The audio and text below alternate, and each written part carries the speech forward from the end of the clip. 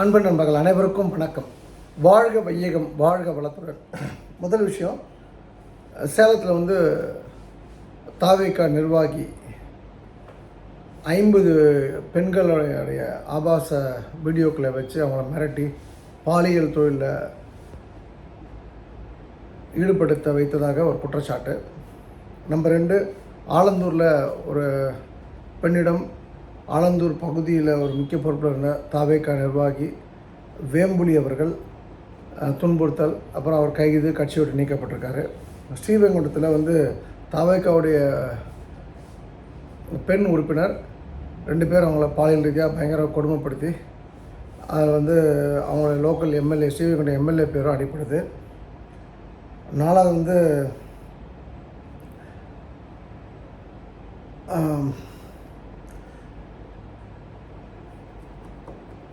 நிறைய இடங்களில் அது போல் பெண் பாலியல் குற்றச்சாட்டுகள் வந்திருக்கு. அதில் ரொம்ப குறிப்பாக இன்றைக்கி மட்டுமே 3 வயது பெண் குழந்தை பாலியல் 3 வயது பெண் குழந்தை பாலியல் ரீதியாக துன்புறுத்தப்பட்டு அதுக்கப்புறம் கொலை செய்து அந்த குழந்தையை தூக்கி வச்சுருக்காங்க.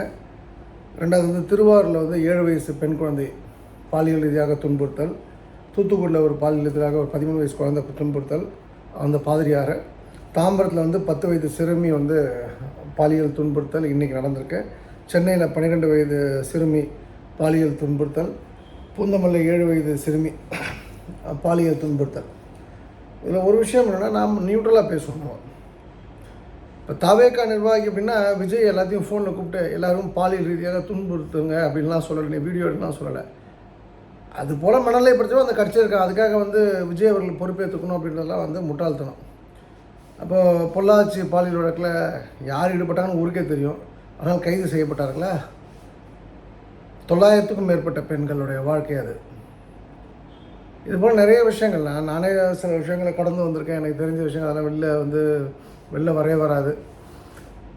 நிறைய துன்புறுத்தல்கள் பாதிக்கப்பட்டவங்க இப்போ போலீஸ் அதை பெருசாகி அப்புறம் அந்த குழந்தை லைஃப் ஸ்பாயில் ஆகக்கூடாதுன்னு அப்படியே முடித்த கதைகள்லாம் உண்டு.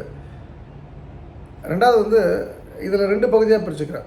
பாலியல் துன்புறுத்தல், பெண்களை பாலியல் ரீதியாக கொடுமைப்படுத்துகிறாங்க, வற்புறுத்தி உடல் உறவு போன்ற விஷயங்கள் ஒரு பார்ட்டு. இதில் கட்சியெலாம் கிடையாது.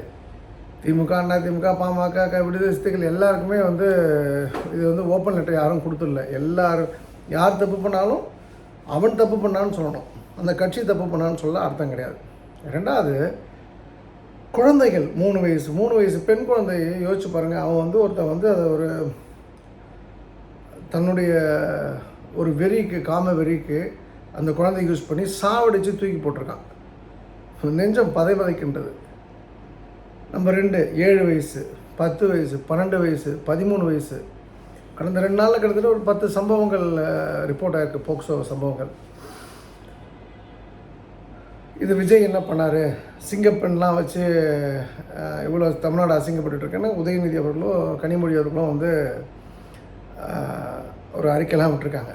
இதே கனிமொழி அவங்களுடைய தொகுதி ஒரு பாதிரியார், ஒருத்தர் கிறிஸ்டின் சர்ச்சோட பாதிரியார் தூத்துக்குடியில் ஒரு துன்புறுத்தல் பண்ணியிருக்காரு. அதை பற்றி வகையை துறக்கலை, ஏன்னா அங்கே கிறிஸ்டின் ஓட்டு போய்டும்னு சொல்லிட்டார். நம்பர் 2, இது நான் பேச திமுக, அண்ணா திமுக, இவங்க விஜய் அப்படிலாம் பேசலை. நான் இது நம்ம இந்த சமுதாயத்தை நம்ம புரிந்து கொள்ள வேண்டும். 50, 60 ஆண்டுகளாக திமுக, அண்ணா திமுக ஆண்டிருக்கு. இந்த அதாவது வயது முதிர்ந்த பெண்கள் ஒரு 21 வயசுக்கு அப்புறம் ஒரு துன்புறுத்தல் அப்படின்றது ஒரு வன்கொடு ஒரு பாலியல் துன்புறுத்தல்னு எடுத்துகிட்டு போயிடலாம். ஆனால் பிறந்த குழந்தை, ஒரு 3 வயசு குழந்தை, அதுக்கு கடவுளும் தெய்வம் ஒன்று நம்ம சொல்கிறோம். 0லேருந்து 3 வயசு வரைக்கும் அந்த குழந்தை கடவுளை தான் நம்மளால், கடவுள் தான் அப்படின்னு நம்மளால் நம்ம நம்பப்படுது இந்துக்கள் மத்தியில். அந்த குழந்தைலேருந்து 13 வயசு, 12 வயசு, 14 வயசு குழந்தை பாலியல் ரீதியாக துன்புறுத்தப்பட்டு கொலை பண்ணப்படுது அப்படின்னு சொன்னால் எவ்வளோ வருத்தத்துக்குரிய விஷயம். இப்போ நீங்கள் தூத்துக்குள்ள கூட எலெக்ஷன் முன்னாடி அதெல்லாம் மறைச்சிட்டாங்க. ஒரு ஸ்கூல் படிக்கிற குழந்தைய ஒருத்தன் சிதைச்சி சாவடிச்சு போயிட்டான். அவன் ஏற்கனவே ஒரு இதே போல் ஒரு பாட்டியை ரேப் பண்ணியிருக்கான். நான் சொல்கிற விஷயம் என்னென்னா, இப்போ 50 வருஷமாக 60 வருஷமாக என்ன படிப்பில் சீர்திருத்தத்தை கொண்டு வந்தோம். இது ஒருவர் தப்பு பண்ணால் இருவர் தப்பு பண்ண தமிழ்நாடே தப்பு பண்ணுறது அப்படின்னும் போது நம்முடைய எஜுகேஷன் சிஸ்டத்தில் ஏதோ தப்பு இருக்குன்னு அர்த்தம். இந்த பிரிட்டிஷ் சிஸ்டம் வந்து தவறு. அப்போ நாம் வந்து நல்ல மனிதர்களை உருவாக்கவில்லை, நம்ம வந்து பாதி மிருகங்களை தான் உருவாக்கிட்டு இருக்கோம் தான். இது விஜய் அவர்கள்லாம் பொறுப்பேற்றுக்க சொல்கிறது வந்து அட்டூழியத்தின் அராஜகத்தின் உச்சக்கட்டம். இது வன்மையாக கண்டிக்கத்தக்கது. அவ்வளோதான். விஜய் வந்து உங்களுக்கு ஃபோன் பண்ணி ஒவ்வொருத்தருக்கும் சொல்லி 3 வயசு பெண் கொஞ்சம் கற்பழின்னு சொல்லியிருந்தாருன்னா நீங்கள் கேட்கலாம். அவர் வந்து இஸ் டூயிங் இஸ் ஒர்க். அவர் வந்து சொன்னது ஏதோ பண்ணணும்னு முயற்சி பண்ணி பண்ணிகிட்ருக்கார். நான் நியூட்ரலாக பேசுகிறேன். இது வந்து வன்மையாக கண்டிக்கத்தக்கது யார் செய்திருந்தாலும். ரெண்டாவது வந்து நாம் 57 வருஷம் ஆண்டிருக்கோம். நாம் இது போல் தமிழ்நாட்டை உருவாக்கி வச்சுருக்கோம். போதையில் வந்து அம்மா யாருன்னு தெரியாமல் போயிடுமா? போதையில் பொண்டாட்டி யாருன்னு தெரியாமல் போயிடுமா? போதையில் நம்ம வீடு எதுன்னு தெரியாமல் போயிடுமா? குழந்தை எது கல் எதுன்னு தெரியாமல் போயிடுமா?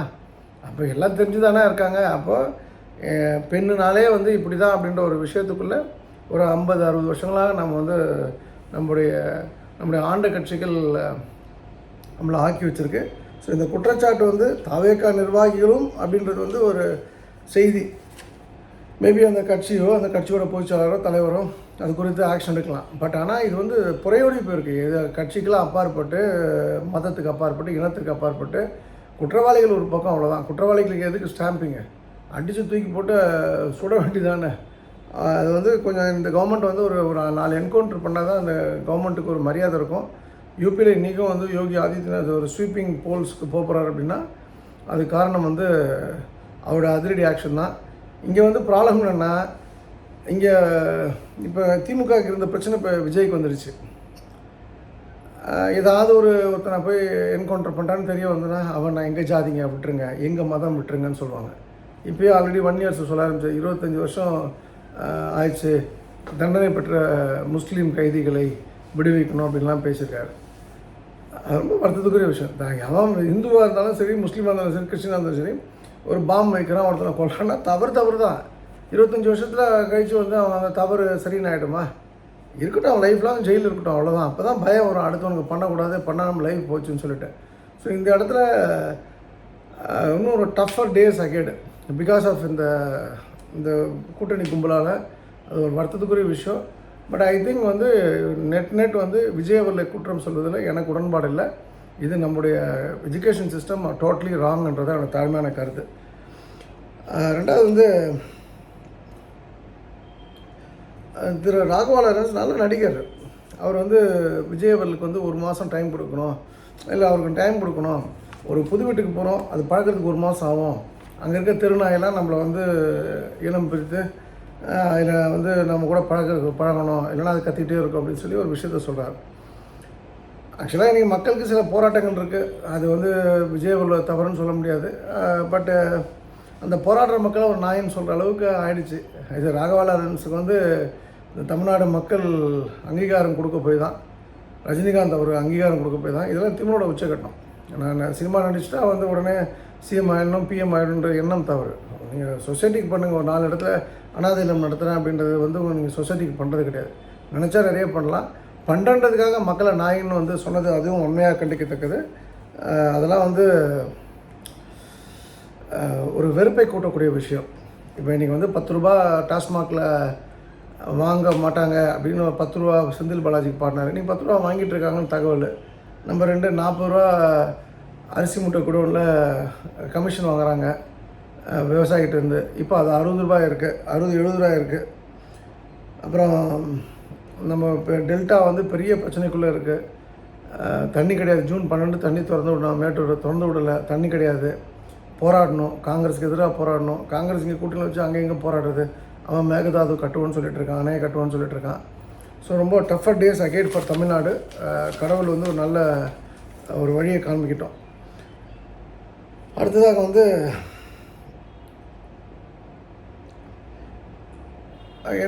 நான் சார்ந்திருக்க ஒரு அமைப்பு. இப்போ நான் அந்த பதவி விட்டு விலகிட்டாலும் அந்த பொதுவாக அந்த அமைப்பு சார்ந்த விஷயங்களை சொல்லுவேன். நமக்கு எது ஸ்ட்ராங்கோ அதை தான் நம்ம ப்ளே பண்ணணும். நமக்கு வந்து பலமில்லாத விஷயத்தில் போய் நம்ம கை வச்சு விளையாடக்கூடாது.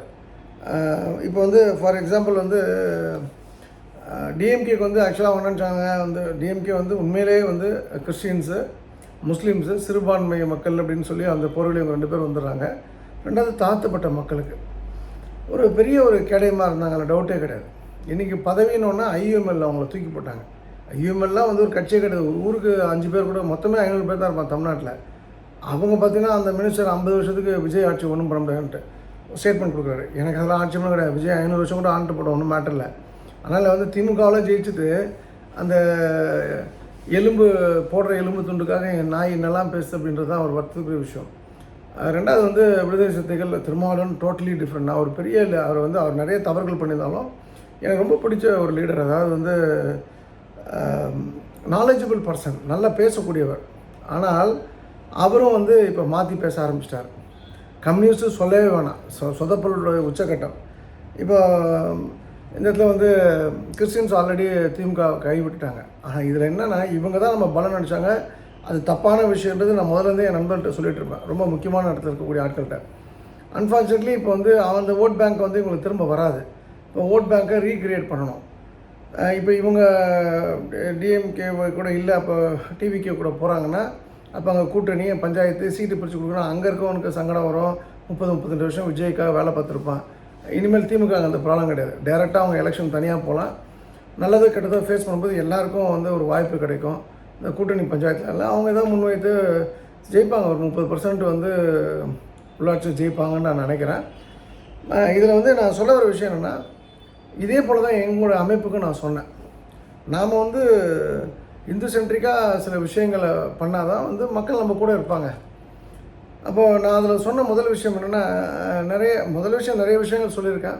அதில் ரொம்ப முக்கியமான விஷயம் வந்து இப்போ நான் நேற்று நடந்த விஷயம். ஒரு நடிகரை பார்க்க ஒரு 5000 பேர் 10,000 பேர் வராங்க. நேற்று கோயம்புத்தூரில் மாடை பார்க்க ஒரு 25,000 பேர்லேருந்து 50,000 பேர் வந்தாங்க. ஒரு 100 மாடை, எல்லார் வீட்லேயும் மாடு இருக்குது. அந்த மாடை பார்க்க வந்தாங்க கூட்டம். இன்ஃபேக்ட் எனக்கு வந்து ஸ்டேஜில் பேசணும், நான் பேசுகிறேன், இது எனக்கான ஸ்டேஜ் கிடையாது, நேரம் வரும்போது நான் பேசணும்னு சொல்லிட்டேன். அந்த நிகழ்ச்சி ஏற்பட்ட நம்பர் 1 ஒருத்தர்கிட்ட. அப்புறம் இப்போ இந்த விஷயம் சக்ஸஸ் ஆச்சு. இப்போ எல்லாத்தையும் ரோல் அவுட் பண்ணணும். இன்ஃபேக்ட் வந்து ஜூலை 25-26 வந்து குமாரபாளையமே மிரளக்கூடிய ஒரு மாநாடு நடப்போகுது, பெண்கள் மாநாடு நடக்க போகுது. நம்ம நாமக்கல்லில் பண்ண மாதிரி நாமக்கல் மாவட்டத்திலே எனக்கு தெரிஞ்சு மிசைல் விமன் டெய்சி தாமஸ் வருவாங்க. நிறைய big timers, Bharathi madam vice chancellor, அதாவது ஒரு 50 பெண் ஆளுமைகள் அங்கே வந்து 2 நாளில் ஒரு பயிற்சி முகாமை. எனக்கு என்னென்னா வந்து இதுதான் வந்து நம்ம பண்ணணும், இதுதான் நம்ம இப்படி தான் நம்ம போகணும் மக்கள்கிட்ட. மக்களுக்கு என்ன பிரச்சனையோ அதை நம்ம அட்ரஸ் பண்ணணும். அவன் வயிற்றில் பசி வச்சுருப்பான், அவனை போய் விளக்கு பூஜை பண்ணணுன்னா ஒன்றும் சரி, அவனுடைய ப்ராப்ளத்தை அட்ரஸ் பண்ணணும். மேபி இப்போ கொஞ்சம் சில விஷயங்கள் மாற்றி நடக்க ஆரம்பிச்சிருக்கு. நான் நல்லது நான் நினைக்கிறேன். நம்ம வந்து அதாவது இப்போ நான் அந்த வகையில் நான் வந்து திருப்புலானி வந்து ஒரு விஷயத்தை கையில் எடுத்தேன். இப்போ நான் திருச்செந்தூர் வந்து ஒரு விஷயம் பேசும்போது யாரும் பேசலை, அதுக்கப்புறம் எல்லோரும் பேசினாங்க. இப்போ அது நம்ம யாருமே போக முடியாத அளவுக்கு ஆகிப்போச்சு.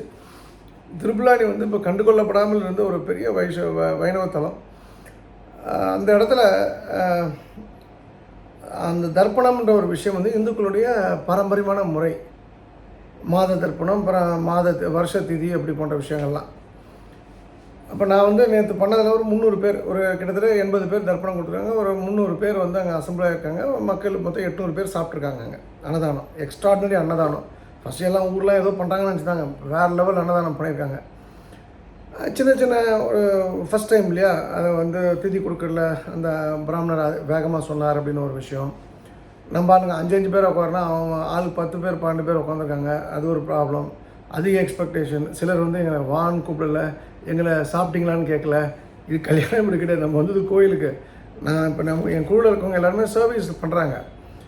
நீங்கள் வந்து ஏன் அவங்கள கேட்கலாம்ல, வந்தவங்களாம் கேட்கலாம், நீ சாப்பிட்டியாம்மா, நீ சாப்பிட்டியாப்பா, என்னப்பா எப்படி இருக்கு, ஏன் டயர்டாக இருக்க, நீங்கள் ஒரு வார்த்தை கேட்கலாம்ல. அவனும் மனுஷன் தானே, அவனுக்கு பெண்களாக இருந்தால் அவங்களுக்கும் புருஷன் உண்டு, பிள்ளைங்க உண்டு. ஆண்டா இந்த இருக்க பட்சத்தில் அவங்களுக்கும் பொண்டாட்டி உண்டு, பிள்ளைங்கள் உண்டு. ஏன் அது நமக்கு புரிய மாட்டுது? ஸோ கொஞ்சம் நாமும் மாற்றிக்கணும். Maybe streamline maybe next month கூட அந்த ஆடியோ அமாவாசை, அதனால் இப்போ ஃபஸ்ட்டு ஒரு 2 hours மட்டும் தான் அங்கே கொஞ்சம் நம்ம ஆட்கள் பண்ணுவாங்க. அதுக்கப்புறம் உள்ளே போக முடியாது. அதனால் அதுக்கு அடுத்த அமாவாசையிலேருந்து நான் அதை கான்சன்ட்ரேட் பண்ண வச்சுருக்கேன். அது 300 இப்போ 800 பேர் சாப்பிட்டாங்க, அது 8000 பேர் சாப்பிடுவாங்க. அது 5 லட்சம் பேர்லேருந்து 10 லட்சம் பேர் போகக்கூடிய ஒரு டெஸ்டினேஷனாக மாற்றுவேன். கோசாலையெல்லாம் கொஞ்சம் பார்த்துக்க முடியுமான்னு கேட்டிருக்காங்க. கோசாலையே நாங்கள் டேக் ஓவர் பண்ணுவோம், அவ்வளோதானே. அதெல்லாம் பெரிய விஷயம். இதுதான் நம்ம நீட் ஆஃப் த அவர். ஏன் இதை வந்து பண்ணணும் சொக்கலிங்கம், இதில் உனக்கு எதுவும் வரணும், இதெல்லாம் வந்து அந்த குதர்க்கமான கேள்வி நமக்கு வேண்டாம். அதில் பாயிண்ட் என்னென்னா, தர்ப்பணம்ன்றது வந்து ஒரு தலையாய கடமை. அதை நம்ம பண்ணாதனால தான் நம்ம ப்ராப்ளம். சும்மா பரிகாரம், தகடு, தாயத்து, எந்திரன்னு ஊர் ஊராக தெரு எவனாவது மாட்டுவான், அவன்கிட்ட போய் ஏமாறலான்னு நம்மளே வந்து ரூமை போட்டு திங்க் பண்ணி ஏமாந்துட்டுருக்கோம். இது பண்ணதுக்கப்புறம் உங்கள் வாழ்க்கையில் எவ்வளோ பெரிய மாற்றம் வருன்றதை பாருங்கள். இதில் வந்து எனக்கு ஒரு மகிழ்ச்சி என்னென்னா, என்னோடய டீம்மேட்ஸ்க்கு எல்லாருக்குமே ஒரு நியூ ஆப்பர்ச்சுனிட்டி. ஒரு 4 பேரை கூப்பிட்டு வராங்க, 4 பேரை கூப்பிட்டு வராங்க. ஒரு ஆளுக்கு 100 ரூபானா கூட 10 பேர் வந்து 1000 ரூபா ஆச்சுல்ல. ஒரு காஃபிக்கு வராங்க, ஒரு 5 ரூபா லாபம்னா கூட 500 காஃபி விற்றா 2000 ரூபா ஆச்சு, 2000 ரூபாய் ஆச்சுல்ல. இது போல் எங்களுடைய ஆட்களும் மேலே வராங்க, எங்களோட ஆட்களும் அடுத்த கட்டம் நகர்றாங்க. ஸோ இதுதான் நான் வந்து எல்லா இடத்துலையுமே சொல்கிறது. இப்போ இன்றைக்கி வந்து திமுகன்ற கட்சி வந்து பெரிய பின்னடைவை சந்திச்சிருக்கு. ஆனால் அவங்க இன்றைக்கும் வந்து அந்த எதனால் அந்த பின்னடைவுன்றதை அவங்க வந்து சீர்தூக்கி பார்க்கல. அவங்க அந்த மாவட்ட செயலர் தான் ப்ராப்ளம்ன்றது அவங்களுக்கு ஒன்றும் புரியல. அவங்க வந்து ஒரு மாவட்ட செயலர் வராரு அப்படின்னு சொன்னால் அந்த மாவட்ட செயலருக்கு வேண்டப்பட்டவன் ஆமாம் சாமி தான் கூட இருக்கணும்னு நினைக்கக்கூடிய ஒரு அந்த மனோபாவம் தான் திமுகவில் இருக்குது. அது தலையிலேருந்து கால் வரைக்கும் அப்படி தான் இருக்குது. அது மாறாத வரைக்கும் எதுவும் மாறப்படல.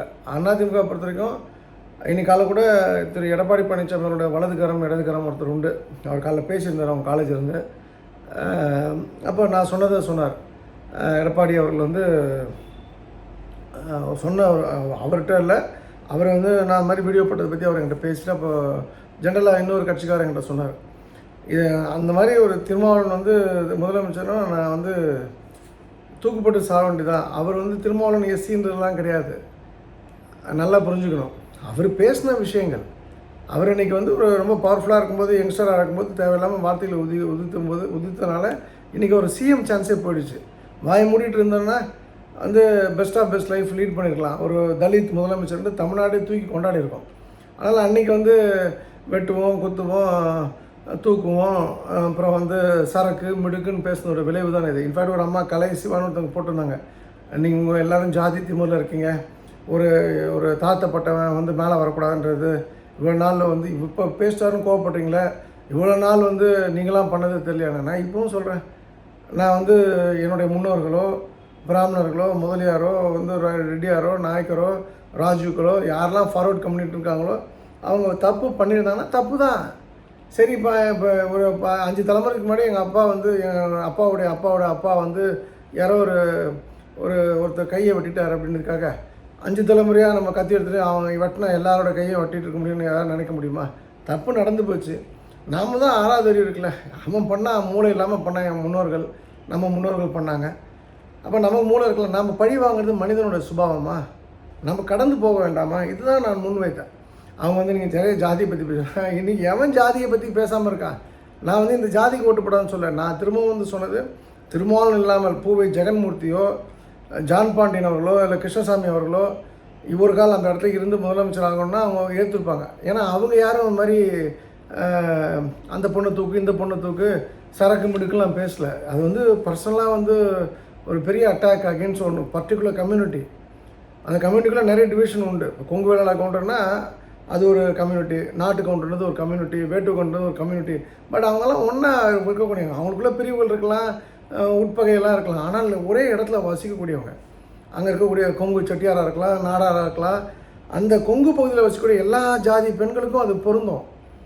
அப்போ நீங்கள் வந்து என்கிட்ட தான் சரக்கு இருக்குது, என் ஆண்கள் தான் வந்து மிடுக்கானவர்கள், அதனால தான் எல்லா பொம்பளைகளும் என்கிட்ட வரான்னு சொன்னதுக்கப்புறம் ஒருத்தன் வந்து அவனுக்கு போய் வந்து சிஎம் ஆக்குறான்னா அந்த மக்கள் வந்து தூக்கி போட்டு மிதிக்க மாட்டாங்க. நான் சொன்ன விஷயம் இதுதான்.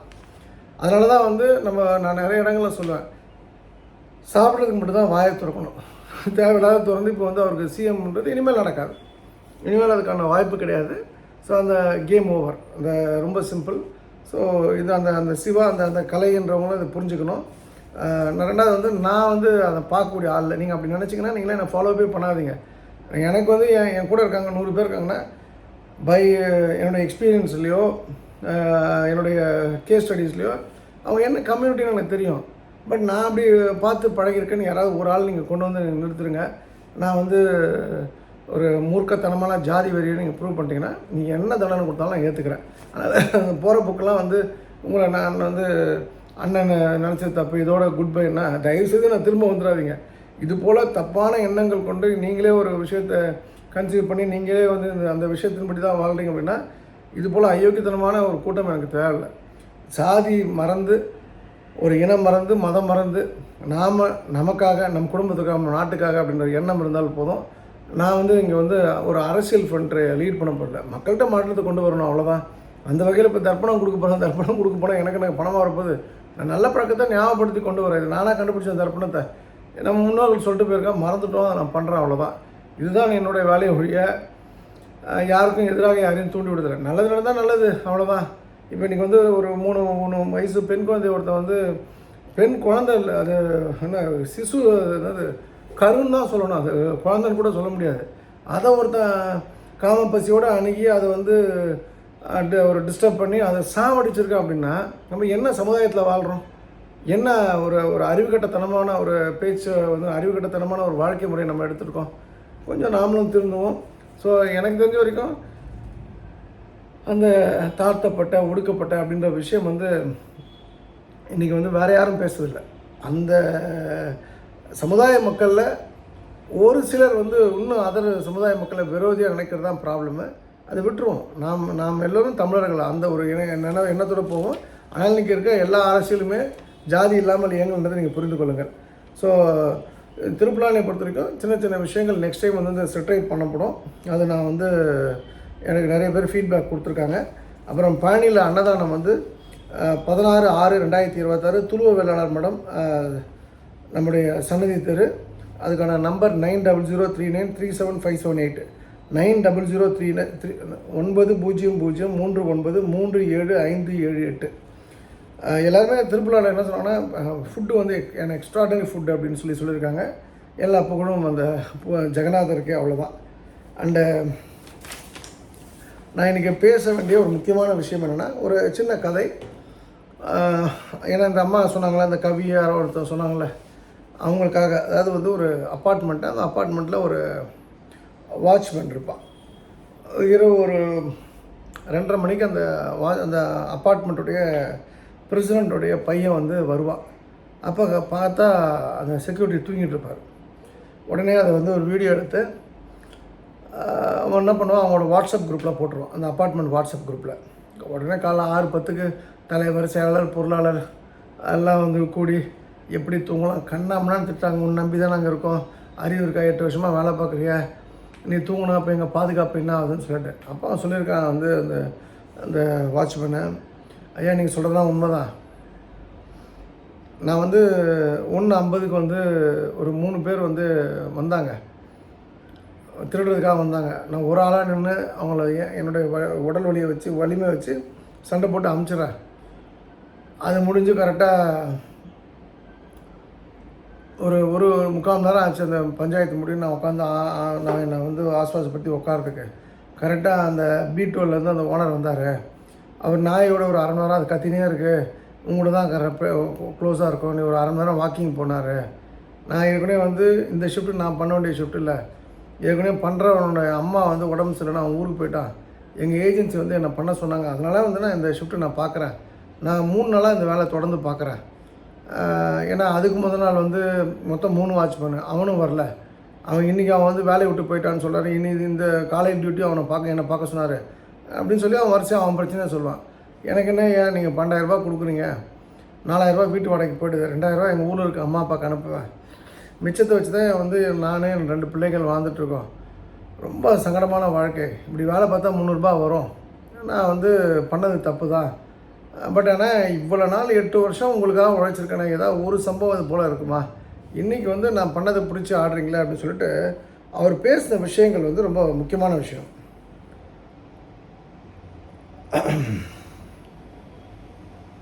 நான் என் பொண்ணுக்கிட்ட எப்போவுமே நான் சொல்லுவேன், நீ ஒழுங்காக படி அமிர்தா, அந்த கதையில் இருக்கிறது பேர். அப்புறம் யாராவது அமிர்தாவோட அப்பா சொல்ல போகிறீங்க, நன்றாக படி அமிர்தா, இல்லை என்றால் ஒரு நாள் வாழ்க்கை உன்னையும் மற்றவரின் வாசலில் தூக்கமின்றி நிற்க வைக்கும், நீயும் வாட்ச்மேன் ஆகிடக்கூடாது அப்படின்றதா சொல்கிறாரு. அப்புறம் அவர் சொல்லக்கூடிய ரொம்ப நெஞ்சை உழுக்கக்கூடிய விஷயங்கள்னா, என் பலவீனத்தின் 3 நிமிடங்களை நீங்கள் பதிவு செய்தீர்கள், வீடியோ எடுத்து எல்லாம் போட்டு எல்லாம் கேள்வி கேட்டீங்க. ஆனால் கடந்த 8 வருடமாக இந்த குடியிருப்பை பாதுகாக்க நான் தூக்கமின்றி கழித்த ஆயிரக்கணக்கான இரவுகளை யாருமே பதிவு செய்யலை. மனிதர்கள் ஒருபோதும் சோர்வடையக்கூடாது அப்படின்னு கடவுள் நினச்சிருந்தாருன்னா நம்ம இயந்திரங்களாகவே படிச்சிருவார், மிஷினாகவே படிச்சிருப்பார். ஆனால் அப்படி படைக்கல. யாருமே அவரை வந்து ஃபேஸ் பண்ண முடியல அந்த விஷயத்த சொன்னவொடனே. கடைசியில் வந்து அவரை வந்து சரி நம்ம பேசிக்கலாம், நீ போ அப்படின்னு எல்லாம் அவங்களுக்குள்ளே பேசி அன்றைக்கி நைட்டே வந்து நோட்டீஸ் போர்டில் வருது. எல்லா வாட்ச்மேன் சம்பளமும் 6000 ரூபாய் இன்க்ரீஸ் பண்ணியாச்சு. வந்த வாட்ச்மேன் மறுபடியும் இன்னொருத்தர் வரலன்னா டியூட்டி பார்க்கக்கூடாது. எக்ஸ்ட்ரா டியூட்டி பார்க்குற பட்சத்தில் 600 ரூபாய். இந்த மாதம் வந்து மெயின்டெனன்ஸ் சார்ஜ் வந்து 200 ரூபாய் இன்க்ரீஸ் பண்ணுறாங்கன்னு போட்டிருக்காங்க. அந்த நோட்டீஸ் பார்த்தோன்னா அந்த விஷயங்கள்லாம் அவர் சொன்னோன்னா அந்த பாதிக்கப்பட்ட வாட்ச்மேன் கொஞ்சம் மகிழ்ச்சி ஆகிடும். யார் இவர் மேலே கம்ப்ளைண்ட் கொடுத்தாரோ அதே பையன் வந்து அங்கிள் நான் தப்பு பண்ணிட்டேன், இனிமேல் வந்து நைட்டு நீங்கள் எப்போ வந்தாலும் உங்களுக்கும் சரி மற்ற வாட்ச்மேனுக்கும் என் சொந்த செலவில் காஃபி டீ வாங்கி கொடுப்பேன், நீங்கள் அந்த கடையில் சொல்லிவிடுறேன் 2 மணிக்கோ 3 மணிக்கோ 2 முறை சாப்பிடுவீங்களே, என் பேரை சொல்லிவிட்டு சாப்பிட்டுங்க, நான் பே பண்ணுறேன் அப்படின்னு சொல்லிட்டு. அப்போ இந்த சம்பவம் வந்து இது ஒரு சாதாரண கதையாக நம்ம கடந்து போயிட முடியாது. இது ஒரு பெரிய பாடத்தை நம்ம கற்றுத்தருகின்றது. முன்கூட்டியே தீர்ப்பு வழங்கி யாரையும் மதிப்பிடக்கூடாது. ஒவ்வொருவரின் பின்னாலும் நமக்கு தெரியாத ஒரு பெரிய வாழ்க்கை கதை இருக்கும். நம்மை சுற்றியுள்ள மனிதர்களிடம் கருணையுடனும் புரிதலுடனும் மனித நேயத்துடனும் நடந்து கொள்ள பழகுவோம். இதுதான் நான் எல்லாருக்குமே சொல்கிறது. அந்த மனித நேயம் என்பது இன்றைக்கி வந்து அறவே இல்லாமல் போனதால் தான் இன்றைக்கி வந்து நிறைய பிரச்சனைகள், நிறைய வன்மத்தோட டிஸ்கஷன்ஸு, பழி வாங்கணுன்ற வெறியோட ஒரு வாழ்க்கை. இதை விட்டுருவோம். நாம் அனைவரும் மனிதர்கள், மனிதம் செய்வோம் இனிமேல். அதுதான் வீட்டுக்கும் நல்லது, நாட்டுக்கும் நல்லது. யாரையும் பழி வாங்க வேண்டாம். கருணையின் உருவமாக நாம் மாறணும் அப்படின்னா கருணையின் உருவமாக இந்த பூமியில் இருக்கக்கூடிய எல்லோருமே மாறிடுவாங்க. மாற்றம் நம்மிலிருந்து துவங்கட்டும். இந்த அருமையான வாய்ப்பு கொடுத்த ஆண்டாளுக்கு நன்றி. மீண்டும் நாளை இரவு சந்திப்போம். ஸோ இந்த கமெண்ட் போடுறவங்க வந்து என்னோடய பக்கம் என்ன நியாயம் இருக்குன்னு தெரிஞ்சு போடுங்க. நீங்களாக அனுமானித்து ஒரு விஷயத்துக்குள்ளே ஈர பேனாக்கிற வேலை வேண்டாம். சர்வம் கிருஷ்ணார்ப்பணம். ஸ்ரீராமஜெயம் ஸ்ரீராமஜெயம்.